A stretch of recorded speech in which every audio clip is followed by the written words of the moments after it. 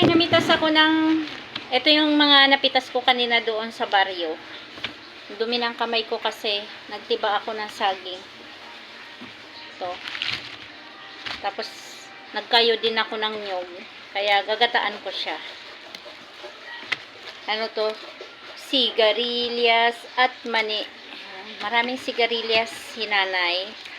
And then, marami ring saging si tatay. Kaya pinagtitiba ko yung saging niya kasi hindi niya tinitiba yung saging niya.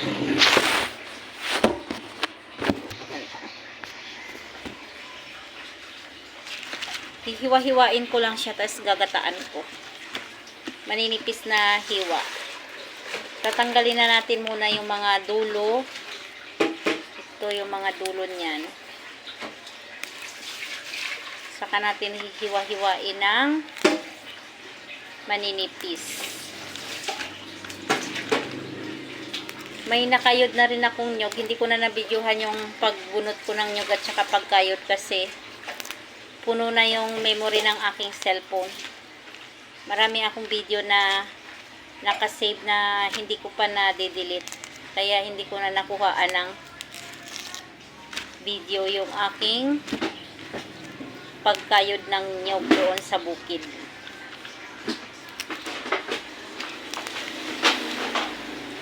Ito ngayon ang aking ulam. Kinain mo yung carbonara sa ref? Pati hindi mo kinain. Yan. So, natanggalan ko na siya ng kanyang mga dulo. Ngayon, hihiwa-hiwain ko siya ng maninipis. Naiwan pati yung sangkalan ko dun sa bukid. Hindi ko na kalimutan kong kunin. Yan. Ganyan lang. Kain tayo ng gulay. Yan. Sobrang dumi talaga ng aking palad. Inakyat ko yung saging doon. Kaya kanina iba yung damit ko kasi kumuha na lang ako ng damit doon sa bahay. Pinatungan ko lang yung damit ko. Kasi nakakamancha yung saging. Nakakamancha sa damit. Wala akong sangkalan nandun sa bayan. Dahon na lang ng saging yung sangkalan ko. Ay. Yung sangkalan ko dahon na lang ng saging kasi yung sangkalan ko naiwan ko doon sa suba.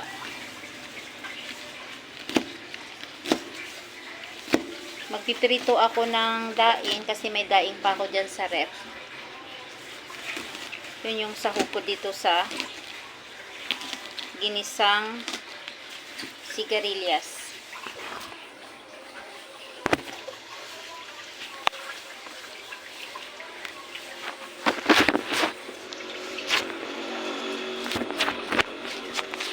Papakita ko sa inyo yung paghihiwa ko ng sigarilyas. Wala kasi akong ano.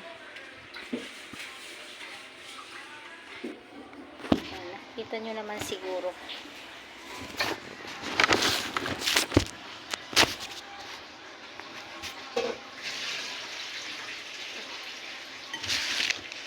Dito ko lang siya hinihiwa sa dahon ng saging.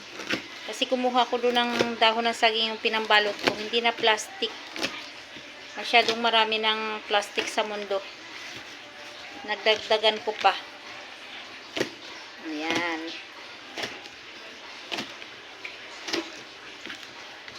At ito pala yung aking kinayod na nyog. Yan. Nagkayod ako ng nyog. Be, baka umapaw na yung tubig doon sa ano.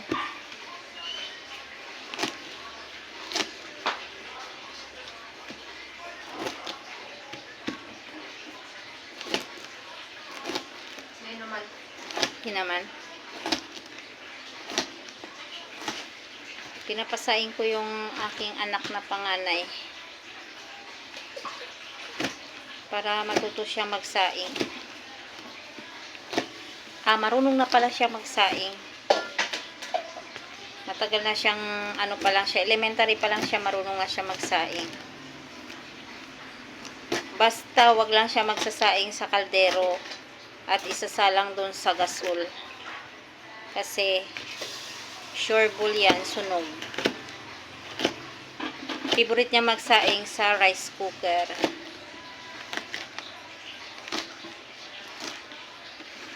Dapat yung ganitong sigarilyas, hindi pa magulang, pipitasin na para malambot.